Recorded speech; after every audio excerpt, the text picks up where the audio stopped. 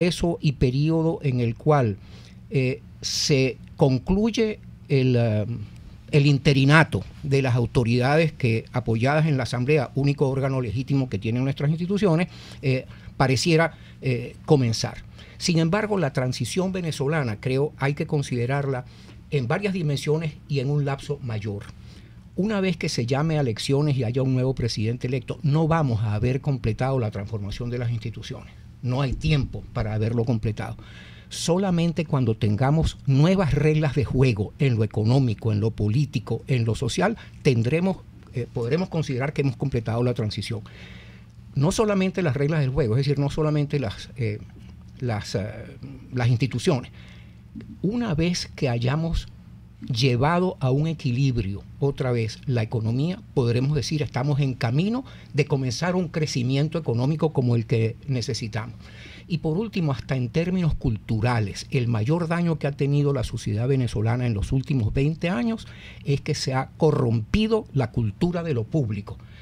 La transición tiene que asumir un proceso de reconstrucción de la cultura de lo público y se habrá completado cuando la democracia pueda definirse como aquella manera de jugar en lo público en la que la gran mayoría de la sociedad venezolana participa sanamente. Hoy, lamentablemente, eso no existe. Yo entonces hablo de la transición como un proceso en el cual se logra establecer nuevos equilibrios que nos permiten comenzar a desarrollarnos. Sin embargo, no pretendo condenar o ser academicista diciendo no, lo que vamos a empezar ahorita y hasta las elecciones no es una transición. Sí, eso es parte de la transición y apoyemos que esa parte de la transición se dé y que se dé lo más pacíficamente posible.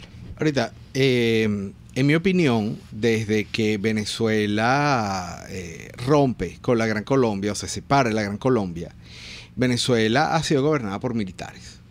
Esa visión que usted nos ofrece es una visión civil y civilista, pero la realidad venezolana es que ha estado gobernada desde 1830 por militares exclusivamente. ¿Por qué uso la palabra exclusivamente y por qué en esta pregunta y solo en este contexto de la pregunta voy a hacer una salvedad sobre los 40 años del 58 al 98?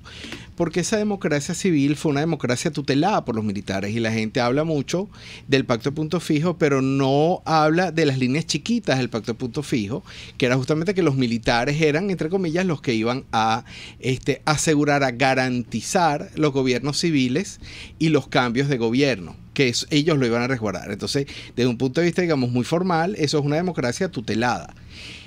Y no, o sea, los militares en Venezuela nunca han estado al lado de los gobiernos, sino dentro de los gobiernos, de una u otra manera. Además, tu trabajo, Thais, de alguna manera lo refleja muy bien. Mi pregunta es hacia eso. Esa transición de la cual usted está hablando, que es una transición de orden civil a través de instituciones civiles, ¿cuál es el correlato militar de todo eso? ¿Qué piensa usted de ese estamento? Hay que por lo menos describir en unos 2 o 3 grandes rasgos lo que es hoy en día la institucionalidad militar.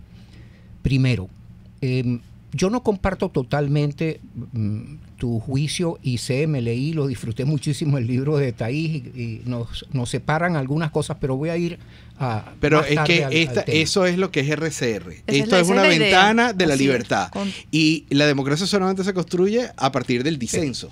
Bien. Pero quiero ir a ese punto un poco después. Quiero describir en poquísimos rasgos lo que veo que es la institucionalidad militar. Primero, lo que la Constitución dice de que la Fuerza Armada Nacional, que no la llama bolivariana, por cierto, lo que la Fuerza Armada Nacional debe ejercer como función es el sustento de la democracia, de toda la institucionalidad. Hubo modificaciones en la ley orgánica y otras modificaciones en distintos estatutos de la Fuerza Armada que la pusieron al servicio de la revolución. Es más, se llegó a definir que existe un enemigo interno. Existe en la doctrina militar actual, y tiene base legal, aunque sea anticonstitucional, existe el enemigo interno y los jóvenes que entran a la academia militar comienzan a recibir un lavado de cerebro alrededor de eso. Bueno, eso hay que modificarlo. ¿Cómo hacerlo? Es algo que, nuevamente, hay que decidirlo en el camino, porque si se pusiese en este momento los demócratas, nos decidiésemos a cortar por lo sano con todas las deformaciones que fueron introducidas en la organización militar, no podríamos hacerlo. Francamente, no podríamos hacerlo. Eso hay que irlo haciendo paulatinamente y solamente, yo insisto, solamente habremos completado la transición cuando hayamos logrado llevar a los militares a cumplir la función que les establece la Constitución. ¿Cómo hacemos para que 20 promociones de oficiales que han sido logizadas lleguen a deponer o a cambiar su manera de pensar? Yo no creo que se va a poder lograr que 20 promociones, todas las 20 promociones lo hagan. Lamentablemente, déjeme ser muy sincero, yo creo que habrá que hacer una limpieza en las Fuerzas Armadas. El momento de hacerlo no necesariamente es esto. Que pueda ofrecérseles a quienes estuvieron en la Fuerza Armada al servicio del régimen, se les pueda ofrecer la tranquilidad de que no van a ser perseguidos. Sí, solo sí no participaron directamente en la violación de derechos humanos, en crímenes como los que ha cometido algunos cuerpos de las Fuerzas Armadas. Déjame ir ahora, si me permiten, claro, a expresar por qué difiero. Tienes tiempo. A expresar por qué difiero. En los 20 primeros años de la democracia, hacía falta que hubiese un sustento de parte de la Fuerza Armada que había tenido 40 y tantos años desde que se creó la Academia Militar de Venezuela, las promociones que llegaron a ser tenientes coroneles cuando dieron el golpe de 1945 dominaron hasta 1958 la escena. Hacía falta apoyarse en una juventud militar distinta para protegernos. Yo recuerdo golpes que hubo hasta el del general Castro León en 1962, creo que fue el último golpe. A partir de ese momento ya no hubo más golpes. Que hubo una influencia del estamento militar sobre lo que podía hacer el gobierno civil, sí. Siempre hay que pesar qué tanto necesito protección y qué tanto debo dar a cambio de participación en las decisiones. Yo sí coincido con Thais de que siempre tuvimos la amenaza y nunca se murió la conspiración. En eso estoy completamente de acuerdo. Sin embargo, pienso que los presidentes de los primeros 20 años, incluso hasta Carlos Andrés Pérez, diría yo, los presidentes de la democracia jugaron o armaron una filigrana para mantener el contacto con el alto mando militar y que los protegiese de posibles golpes. La cosa ya se había llegado a descomponer a mediados de los 80 y cuando llegó Carlos Andrés en su segundo gobierno se había descompuesto totalmente. Ya había dentro de la Fuerza Armada había un ojo pasivo de la comandancia con relación a los jóvenes que estaban conspirando y de hecho el ministro de la Defensa de Carlos Andrés Pérez le permitió a la conspiración de los jóvenes del Samán, les permitió que continuaran, estaban enterados, el jefe de inteligencia se lo dijo a Carlos Andrés Pérez, identificó cuáles eran las conspiraciones en marcha y sin embargo ya existía se había relajado la disciplina y se había permitido seguir jugando a los conspiradores y allí volvimos a perder la democracia. Ahora, perdimos la democracia no solamente porque los militares estuvieron ejerciendo ese poder, perdimos la democracia porque no fuimos capaces de detener el incremento de la pobreza, porque no fuimos capaces de mejorar las instituciones de la democracia y llegó el pueblo prácticamente a despreciar a las instituciones de la democracia y al liderazgo político de la democracia. La visión que hay que armarse sobre esto es muy compleja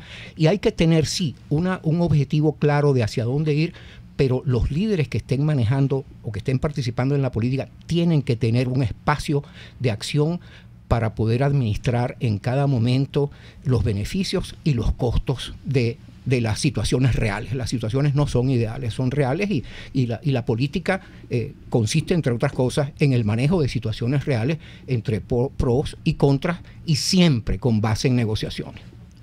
Bueno, yo pido mi derecho a réplica y además me encanta porque este debate lo vamos a tener no hoy, porque no vamos a hablar hoy de la conspiración de los 12 golpes y me encanta porque me han invitado militares que estaban en ese momento, en los años que yo narro en el libro, a discutir el libro y bueno, no voy a decir ahora cuáles fueron los resultados de esas reuniones.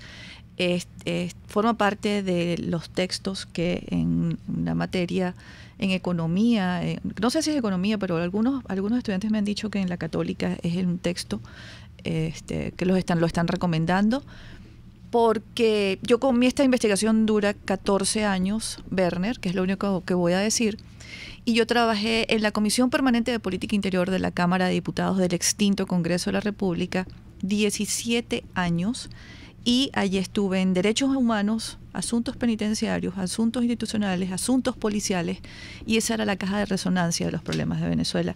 Y luego cerré el Congreso y estaba en la Comisión de Defensa.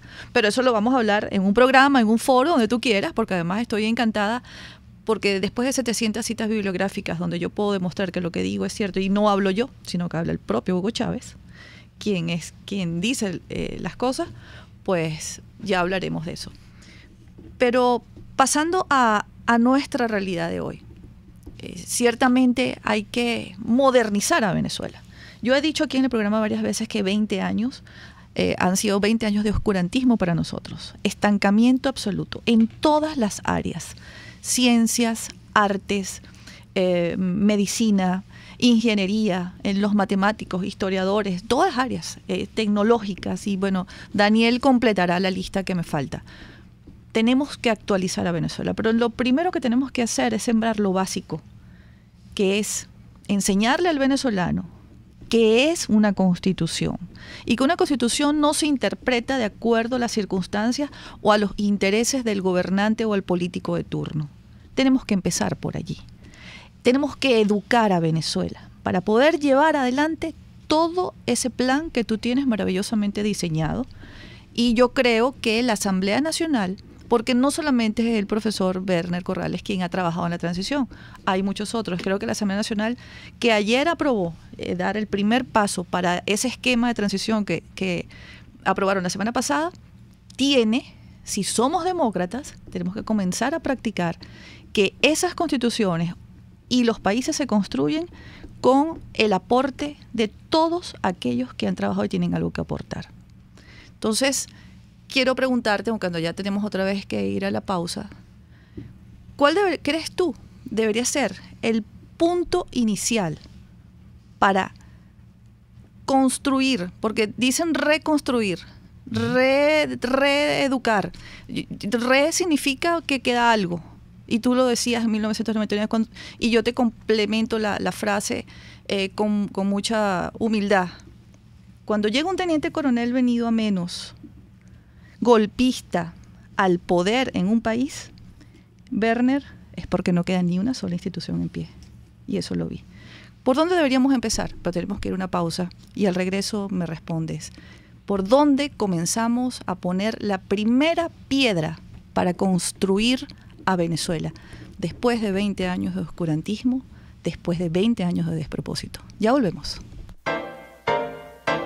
Usted escucha Buen Provecho con Thaís Peñalver por RCR 750 AM. Puede seguirnos en nuestras redes sociales. En Twitter, @RCR750, la radio que se ve.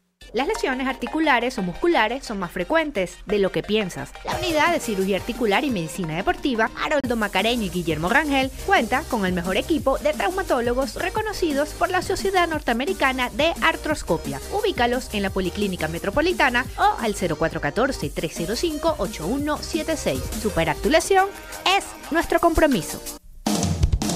RCR 750 AM. Porque lo bueno une. Conéctese con nosotros en señal abierta o por rcr.tv, la radio que se ve. Y síganos en Twitter, @RCR750 y @PrensaRCR. Y buen provecho. Gracias por continuar con nosotros, querida audiencia. Hoy en Buen Provecho, miércoles de libertad sin adjetivos. Doctor Corrales, Thaís le preguntaba antes del corte cuál es el punto inicial de todo esto, pero yo me voy a atrever, ya que tengo la suerte de estarle haciendo la pregunta, de hacer una afirmación personal para que también la considere para su respuesta. Venezuela ha estado contaminada desde 1958, pero antes también, en mi opinión, quizás menos, de las ideas de izquierda. Ningún partido político es un partido de centro derecha o de derecha mucho menos. Aquí el término que incluso usted mismo acaba de usar es de disminuir la pobreza. Pero como me está diciendo uno de nuestros oyentes por mensaje privado, nosotros no estamos acostumbrados a hablar del aumento de la riqueza. La pobreza y la palabra pobreza y la palabra disminución de la pobreza y las políticas que tienen que ver con pobreza denotan, sin quererlo quizás, desde el punto de vista semántico, sustantivo, unas ideas que tienen que ver con la izquierda. ¿Qué quiero decir con esto? Con la idea de que la sociedad es la base de la sociedad misma, no el individuo. Con la idea de que la sociedad es la que tiene que superar un conjunto de obstáculos. Pero el discurso individual prácticamente no existe en Venezuela. En los últimos años hemos visto quizás algún asomo, siempre muy duramente golpeado y criticado, sobre lo que son posiciones acerca del individualismo en términos económicos, de la necesidad que tiene un Estado de proporcionar la mayor cantidad de mejores condiciones para que el individuo, a partir de sus capacidades, pueda progresar. Y no se habla de riqueza, no se habla de libertad de propiedad privada, de eliminación de controles, de disminución o eliminación en la medida de lo posible, como también alguien me lo contó un oyente, de los subsidios. Dicho todo eso, yo entonces le invito a que me responda. ¿Por dónde comenzar? Sí, muchísimas gracias. Voy a dejar de último el punto ese porque en ese me quiero explayar. La pregunta de por dónde comenzar. Hay que comenzar no pretendiendo que son distintos o que pueden ir separados el proceso de transición y el proceso de construcción. Porque en la transición pudiésemos cometer errores de tratar de construir instituciones que más tarde nos impidan comenzar de verdad la construcción o el inicio del desarrollo hacia una Venezuela distinta. Hago un pequeño paréntesis para decir, desde la Universidad Metropolitana vamos a comenzar desde la próxima semana a promover una serie de foros sobre la transición y mesas de diálogos de expertos acerca de las estrategias y políticas que deben emplearse para la construcción, entre otras cosas para la construcción de las instituciones. Yo pienso que los primeros pasos tienen que darse teniendo claro hacia qué país queremos ir, es decir, hacia dónde nos debe llevar la construcción y qué podemos lograr, qué podemos hacer viable en la transición hasta que se consolide la fuerza de la democracia ejerciendo efectivamente el poder. Con relación a las visiones de izquierda que han sido las dominantes en Venezuela y en efecto desde hoy mirar hacia 1945 y ver desde 1945 hasta hoy cómo se han movido los pensamientos políticos, desde la perspectiva de hoy se podría efectivamente decir, ha sido una perspectiva de izquierda. Yo pienso que esa supuesta dicotomía de lo social o la cooperación en el seno de la sociedad frente al individuo, esa dicotomía aceptar esa dicotomía nos lleva a conclusiones erradas sobre cómo funciona la sociedad.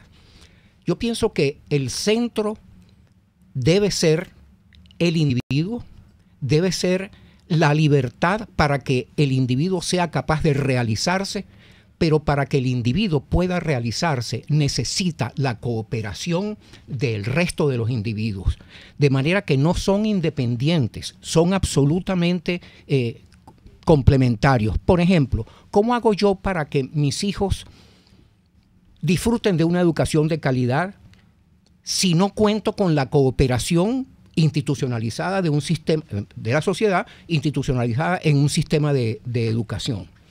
¿Cómo hago para que las capacidades de los individuos con las que no nacen, las capacidades se construyen en el individuo? ¿Cómo hago para elevar las capacidades de los individuos? ¿Cómo hago para que tengan acceso a educación de calidad si no existe un sistema social que garantice acceso a la educación de calidad? Yo pienso que se ha transcurrido muchísimo en en las visiones de las estrategias, de la teoría del desarrollo y las estrategias y políticas para el desarrollo, hasta llegar a un punto en la situación actual, con una visión que yo comparto, que es una visión en la que están Amartya Sen y otros filósofos, y es que la realización solo es posible para los individuos libres. Nadie puede realizarse si tiene como individuo constreñida su libertad. Y el desarrollo debe concebirse como la expansión de la libertad de todos los miembros de una sociedad. De esa manera se puede concebir, por ejemplo, que no es posible en un país que tiene otra vez unos niveles de analfabetismo funcional altísimos, no se puede pensar que el solo crecimiento económico se va a derramar sobre los niños, sobre todo sobre los niños de las clases populares, permitiéndoles que tengan acceso a educación de calidad. Si no hay una cooperación de la sociedad para que haya un nuevo sistema de educación que le dé acceso a educación de calidad a todos los niños, si no existe un sistema de seguridad social que proteja en efecto a los individuos en Venezuela, si no se abren las oportunidades de ejercicio de los derechos políticos para todos los individuos, nunca saldremos de la pobreza. La pobreza la concibo yo no como el déficit económico, como el déficit de capacidad para gasto o para consumo. Es pobre un individuo que no tiene capacidades para construir la vida que él tiene razones para valorar. Definido así, para superar la pobreza hay que poner al alcance de todos los miembros de la sociedad oportunidades de educación de calidad, oportunidades de seguridad social, oportunidades reales para la participación en los ejercicios de la política. Esas tres patas o esos tres caminos tendrían que ser transcurridos para lograr que Venezuela salga de la pobreza. No es más cajas clap, no es simplemente el crecimiento. Yo realmente he dedicado mi vida prácticamente a estudiar los temas del desarrollo. No hay un solo país en el mundo, no hay uno en el cual se haya logrado salir de la pobreza permitiendo solamente el ejercicio de las libertades económicas. Si tomamos a Singapur, un país pequeñito, si tomamos a Malasia, que está en camino si tomamos a Irlanda, todo lo que hizo en los años desde los 70 en adelante, siempre hubo, además de la liberalización de la economía, además de una institucionalidad económica liberal, hubo siempre una acción de la sociedad para abrir oportunidades de educación, para generar protección social para todos los ciudadanos, etc. Es decir, una estrategia para salir de la pobreza no puede ser solamente una estrategia de liberalización de la economía. Sí, bueno, tenemos que ir a un corte, pero quiero dejar una pregunta al aire. Mi línea de pensamiento es la Realpolitik, que es la política vista a través de sus resultados y no de sus intenciones. Desde ese punto de vista, el resultado de 20 años de un sistema militar radical de izquierda, para no entrar en otras adjetivaciones, es una sociedad que yo resumo con dos palabras. Tiene hambre y tiene miedo. Tiene mucha hambre y tiene mucho miedo. De tal manera que lo que me gustaría es que me respondiera al regreso del corte para nuestra última sección es: ¿cómo se pueden generar las oportunidades a partir de una sociedad que básicamente en este momento es una sociedad famélica y que está aterrorizada? Vamos a un corte y ya regresamos.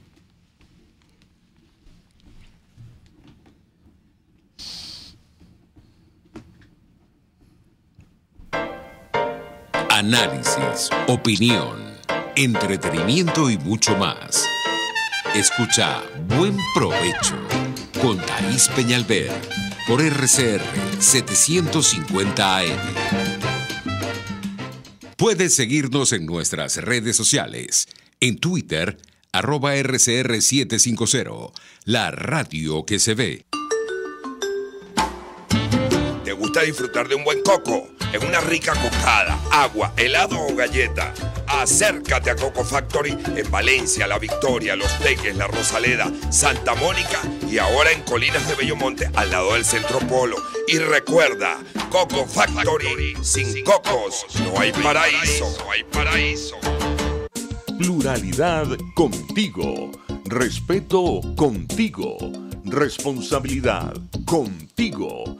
Libertad contigo. Estamos contigo y punto. De lunes a viernes a la 1 de la tarde. Contigo. Solo por RCR 750 AM. Porque lo bueno une. Los grandes temas se debaten en la mesa. Buen provecho. Con Thaís Peñalver, @RCR750. Continuamos, amigos, acá ya en nuestro último segmento de Buen Provecho. Qué enriquecedor, qué maravilloso, qué valioso está recibiendo nuestra audiencia, Daniel, una cátedra exclusiva de el deber ser en un país, cómo tenemos que construirlo desde cero, siempre con el ciudadano como protagonista de toda esta historia. Sí, bueno, Thaís, ciertamente creo que ha sido un programa maravilloso que ya vamos a concluir.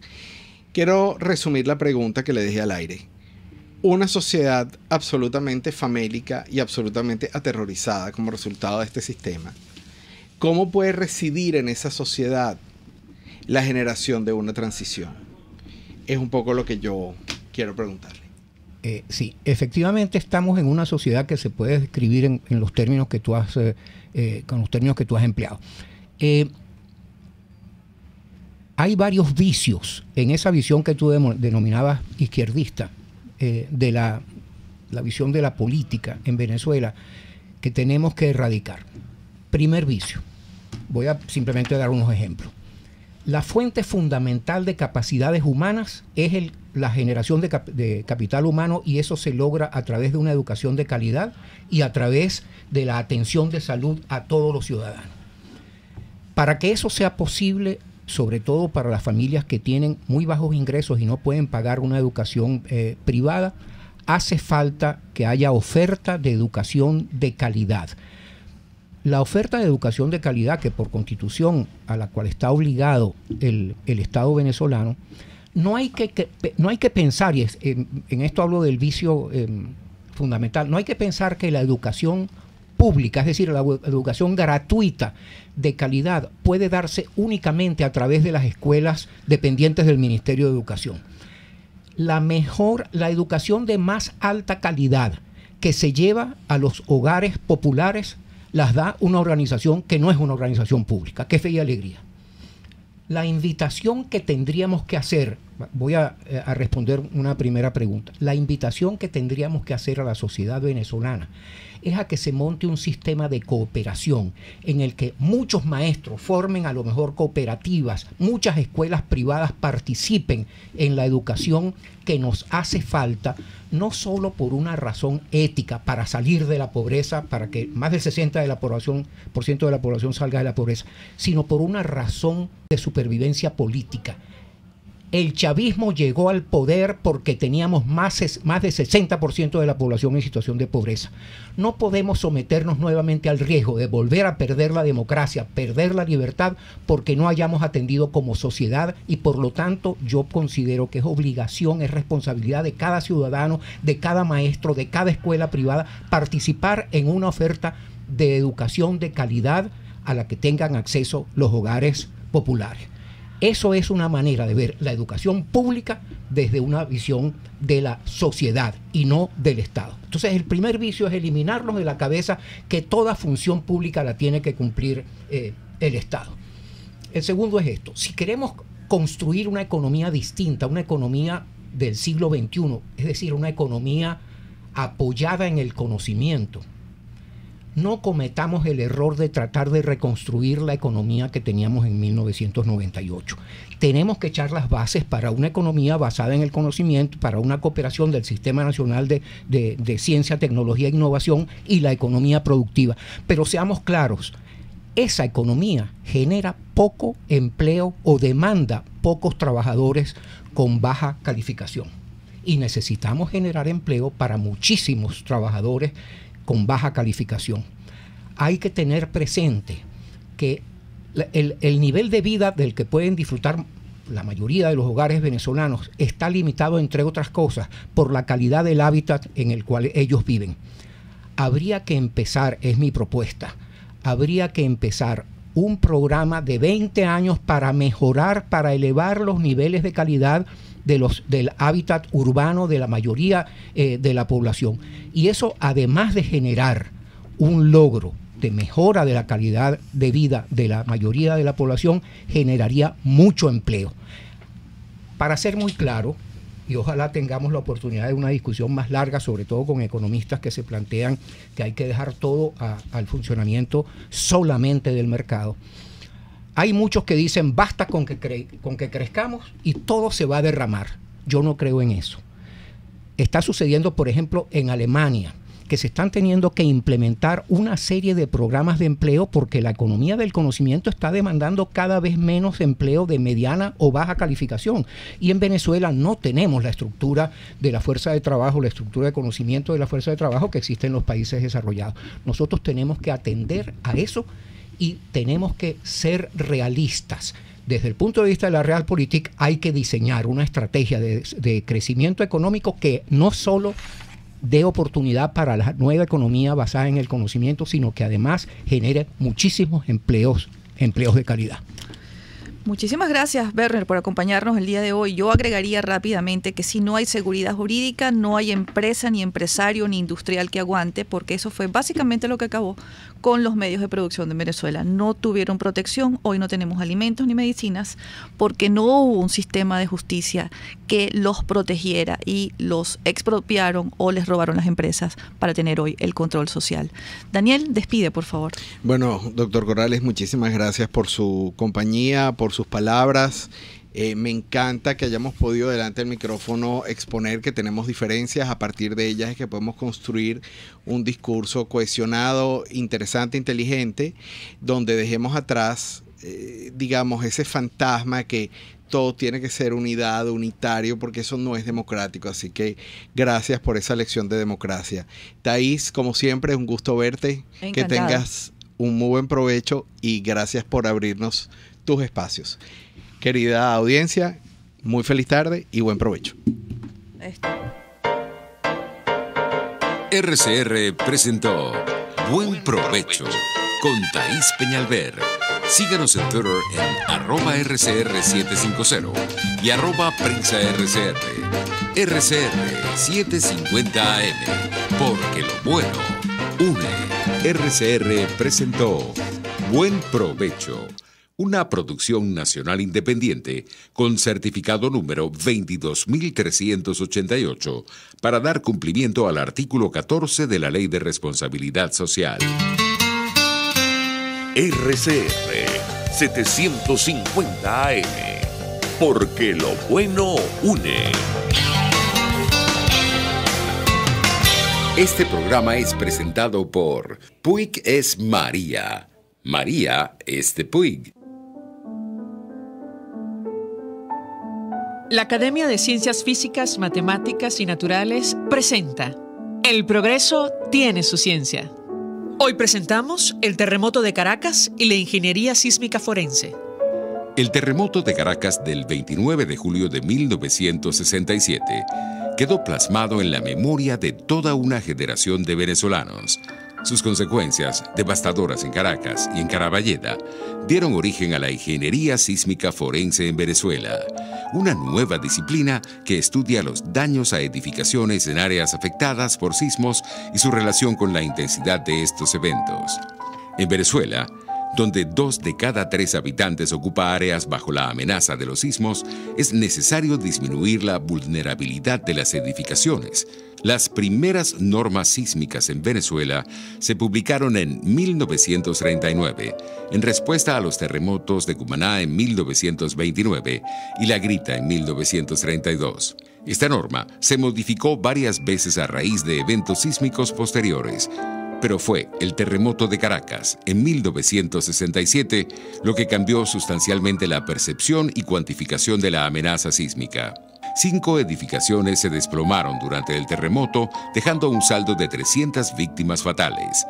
Pérdidas que motivaron el aumento casi inmediato de las tarifas de pólizas de seguro contra terremotos. Los efectos del terremoto de Caracas fueron estudiados por especialistas de todos los continentes, cuyas recomendaciones dieron origen a la Norma Sísmica Provisional de 1967, publicada pocos meses después del evento. Sin duda, el terremoto de Caracas marcó un antes y un después en la sismología en Venezuela. Hoy por hoy, la cuantificación del riesgo ante eventos como este no solo reconoce las incertidumbres propias de la acción sísmica, sino también aquellas asociadas a la respuesta de las obras hechas por el hombre. El progreso tiene su ciencia. La Academia de Ciencias Físicas, Matemáticas y Naturales presentó El progreso tiene su ciencia. Cuando cierras los ojos y viajas en el tiempo. Cuando el sabor te transporta a otro lugar. Cuando el olor te hace recordar momentos únicos. Esa es María Puig, una galleta que es un pedacito de tu historia. María Puig, una galleta que endulza tu vida. María Puig, una galleta que te ha acompañado por más de 100 años. Puig es María. María es de Puig. Este programa fue presentado por Puig es María. María es de Puig. RCR 750 AM. Porque lo bueno une.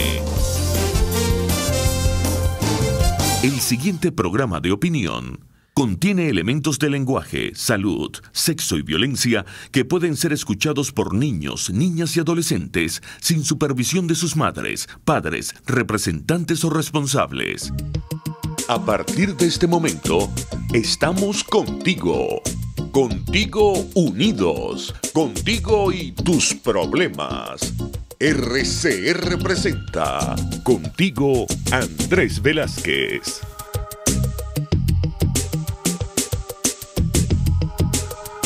Muy buenas tardes a todos nuestros queridos oyentes. Hoy en una nueva emisión de su programa Contigo Andrés Velázquez, correspondiente hoy miércoles 30, día de movilizaciones. A esta hora la calle, el país entero movilizado con la convocatoria que hemos hecho para que toda Venezuela, en la esquina, en tu parroquia, donde te hayas puesto de acuerdo con tus vecinos, en tu puesto de trabajo, en el tarantín de venta de la calle donde te encuentres, donde puedas parar tu carro y, por supuesto, con tu pancartica, con tu hojita, esgrimiendo razones para la protesta, que hoy particularmente hemos hecho el llamado para que sea de apoyo, de respaldo a la ayuda humanitaria que está próxima a llegar y que el régimen insiste en plantear de que no debe entrar, que eso es una limosna, que ellos no se van a prestar porque eso significa que es un subterfugio para violar la soberanía nacional. Todo este tipo de argumentos que la dictadura, que los usurpadores han venido dando para tratar de impedir ese auxilio que requiere el pueblo venezolano en materia de salud, de medicamentos y en materia de alimentación, dada la situación extrema de hambre que la población venezolana tiene hoy día. Y bueno, la calle movida se ha convocado. Está con nosotros en el estudio el diputado José Prat y también nuestro compañero diputado Américo de Gracia. Con ellos vamos a analizar la situación, vamos a ver la realidad que el país tiene en este momento y las perspectivas que se le presentan al pueblo venezolano en el corto y mediano plazo. Y bueno, este es un programa que, como todos saben, llega a ustedes bajo la dirección general de Jaime Nestares, En la gerencia de producción, Wilixa Arcaya. En la producción, Oriana Urbina. En la asistencia de producción, Gladys Mejías. En los controles, César Arteaga. Y en la conducción, bueno, como siempre, hoy se excusa de no poder estar con nosotros. Está teniendo un problema, un tema muy personal, el compañero Luis Trincado, que todas las semanas está también en la conducción del programa. Y por supuesto, quien les habla, Andrés Velázquez. La mensajería Dilo 3456, el teléfono para interactuar con el programa 0212-482-9750, el Twitter y Periscope @RCR750, y nos podemos ver a todos los que nos están viendo. Saludos, abrazos fraternos para todos, solidarios para ese pueblo que hoy sufre, a través de nuestra página web rcr.tv. Por allí nos podemos oír y por supuesto nos podemos ver. Como pueden ver, repito, José Prat y Américo de Gracia con nosotros. Bueno, ver quién es... Sí, bueno, yo quería, además de el reporte que estamos haciendo del tema de las movilizaciones y que vamos a ir confirmándoles a lo largo del programa, ya les podemos decir, transcurrido 1 hora, porque se trataba de 1 a 2 de la tarde, esta movilización, que la movilización, las manifestaciones de protesta, claro, no es la gran manifestación del pasado día miércoles 23. Esa grande, masiva, la vamos a hacer el próximo sábado en Venezuela y en todo el planeta, en el mundo entero, donde estén compatriotas nuestros.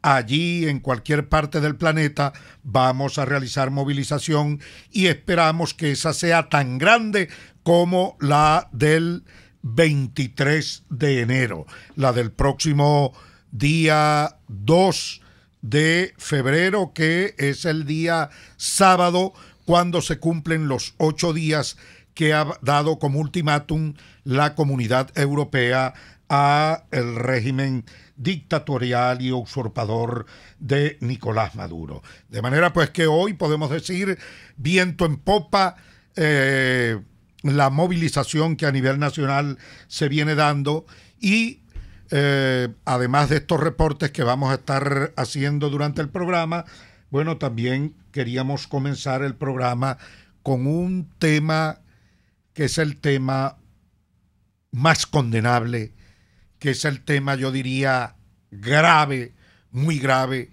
que pone en evidencia y continúa abultando el expediente criminal, el expediente asesino de esta dictadura, cuando desde el día 23 de enero, bueno, el régimen reconcomiado, con ánimos de venganza, sencillamente con ánimos de retaliación, después de ver esa contundente, avasallante y monumental manifestación del pueblo venezolano en apoyo a la Asamblea, en apoyo a la democracia, en apoyo a la Constitución y en apoyo, por supuesto, a nuestro presidente Juan Guaidó.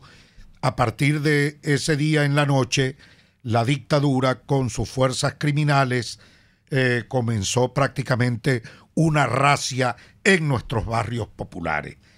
Y ya hasta el día de hoy han cometido más de 40 asesinatos y más de 700 detenciones y privativas de libertad a lo largo y ancho de todo el país. Hemos visto cómo menores de edad, vi alarmado el testimonio que está en las redes de un niñito de 14 años que además sufre de epilepsia y narró cómo lo golpeaban, cómo lo torturaron, cómo les pedía que no podía ser golpeado en la cabeza porque sufría de estas convulsiones y nadie le hizo caso. Lo que le daban era cachetadas para que se callara y golpes, lo molieron a golpe. Realmente, verdaderamente reprochable, criminal. Bueno, este régimen continúa abultando su expediente de delitos de lesa humanidad cuando mantiene a niñas, niños, adolescentes detenidos en Venezuela. Y cuando adicionalmente, bueno, está asesinando, acribillando a mansalva, impunemente, en una suerte de racia en el barrio, en los sectores más humildes, que están protestando también porque ya no soportan el hambre, porque ya no soportan la falta de transporte, porque ya no soportan la falta de gas, porque ya no soportan la falta de agua, porque ya no soportan la falta de medicinas, la falta de comida, la falta de dinero efectivo, la inflación, que no soportan la inflación, no soportan esta crisis social, este desastre, esta tragedia social que vive Venezuela. Y bueno, entonces ahora la encaminan como respuesta al régimen, va a asesinarlos dentro de sus propias casas, en su propio barrio. Y queremos comenzar por allí. Diputado José Prat, ¿tienes algunos comentarios y denuncias concretas relacionadas con este tema de la racia criminal que está haciendo el régimen en este momento y de la represión? No, uno justamente era ese del testimonio de este joven allá en Bolívar, en Puerto Ordaz, en un sector popular conocido como Villa Bahía. Él es de allí, fue agarrado allí. Pero hay una parte del testimonio, está en las redes, o sea, incluso para quien pudiera pensar que lo que decimos no es verdad o del todo verdad o se pudiera ver como una exageración. Eso está circulando en las redes sociales. El testimonio, un muchacho de 13, 14 años, donde él comentaba que incluso le abrían los ojos, él tenía los ojos cerrados y le abrían los ojos y le echaban gas pimienta en los ojos y por supuesto no veía nada, ¿no? Fíjense ustedes, porque fíjate, eso ya no es producto de un momento en donde lo agarraron y lo golpearon, ¿no? Que no estoy diciendo que se justifique ni esté bien, pero vamos a suponerte que fue producto del momento, ¿no? No, esto ya es saña, sadismo, y es una conducta que ahí hay que decirlo, que no es típica. No es típica. No tiene antecedentes en Venezuela, por ende, es un comportamiento copiado, aprendido o instruido por factores externos que hacen vida o que dirigen hoy en Venezuela, como es el caso de los grupos cubanos estos de represión y de todos estos grupos que se han ido infiltrando dentro del SEBIN, la Fuerza Armada. Por cierto, el niñito narra que dice, bueno, ¿para qué me pegas si ya me tienes preso? Eso es lo que estamos diciendo. Sí. O sea, suponte tú en el momento lo golpearon para meterlo preso, que no estamos justificando eso, pero tú pudieras decir, bueno, ocurrió en el momento, pero cuando esto ocurre ya después, vuelvo y repito, ya hay una carga de sadismo, hay una carga de algo que no es algo tradicional no es costumbre en Venezuela, nunca lo fue. Y ahora vemos ese ingrediente, es porque sabemos que eso viene importado de unas prácticas cubanas de represión, de amedrentamiento, que además, fíjense ustedes, las hacen contra un muchacho de 13, 14 años y de un sector popular. Fíjense ustedes, porque hoy las protestas se han migrado. Mira, rapidito, yo no sé si han visto la polémica que se ha ido generando con este señor John Lee Anderson, que él es un periodista norteamericano, bueno, que escribe sobre temas latinoamericanos, y él es muy proclive hacia el tema, hacia la izquierda. Él, ¿no? Bueno, es izquierda un poco cómoda, que vive en Estados Unidos, pero que defiende cosas como las de Cuba, incluso como las de aquí, pero por supuesto con las comodidades de allá, ¿no? Y las libertades de allá, ¿no? Sí, los perversos de la izquierda. Ajá. Entonces él escribió: guerra en Venezuela no he visto todavía. Salvo unos chicos que se inmolaron en las calles el año pasado y fueron súbitamente abandonados por los voceros del bochinche. Pero bien, ahora sí se van a cambiar de consigna, porque el de toda la vida ha sido Patria Libre o Miami, ¿no? O sea, una especie de burla rara que tampoco se entiende.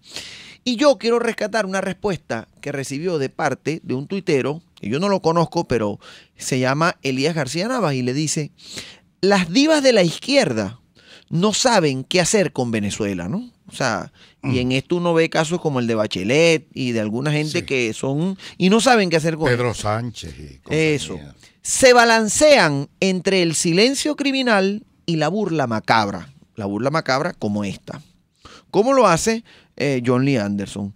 Quizás apenado con sus amigos venezolanos, Anderson borró el tuit, porque después Anderson, después de todas las críticas que recibió, y esto enlaza con el tema de la represión, porque fíjense ustedes cómo se burlan de lo que ocurrió, de los cientos y tantos muertos que ocurrieron el año pasado en las protestas, diciéndolo o banalizándolo como unos chicos pues que salieron por ahí engañados por un discurso, como ahora, que si no vivían una realidad. Ahora, en esa línea de la represión, bueno, imagínate tú, han venido saliendo cosas.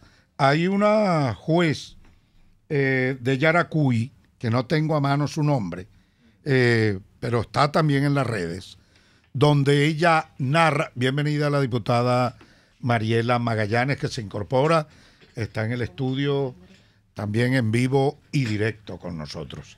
Gracias, Mariela, por acompañarnos. Bueno, y esta juez de Yaracuy revela cómo efectivamente la rectoría de juez del estado Yaracuy, que eso está ocurriendo en todo el país, y cómo gobernadores del régimen dictatorial, criminal, represivo, tiránico, bueno, sencillamente dan órdenes para que estos niños, estos adolescentes y cualquier persona, bueno, sencillamente sea apresada, torturada, detenida, privada de libertad, y por supuesto no investiguen absolutamente ninguno de los crímenes que se han venido cometiendo. Entonces allí hay fiscales, allí hay jueces, toda un andamiaje organizado por el régimen para reprimir, para encarcelar, para perseguir y para matar a nuestros jóvenes. Eso lo hemos visto. Y fíjense ustedes cómo ya también comienzan a revelarse dentro del sistema judicial venezolano las verdades que allí vienen ocurriendo. Y eso me lleva de nuevo al Estado Bolívar en el hecho de un periodista que se llama Germán Dan, que está siendo ahorita, él ha puesto en su red que está siendo objeto de persecución y amenazas porque sencillamente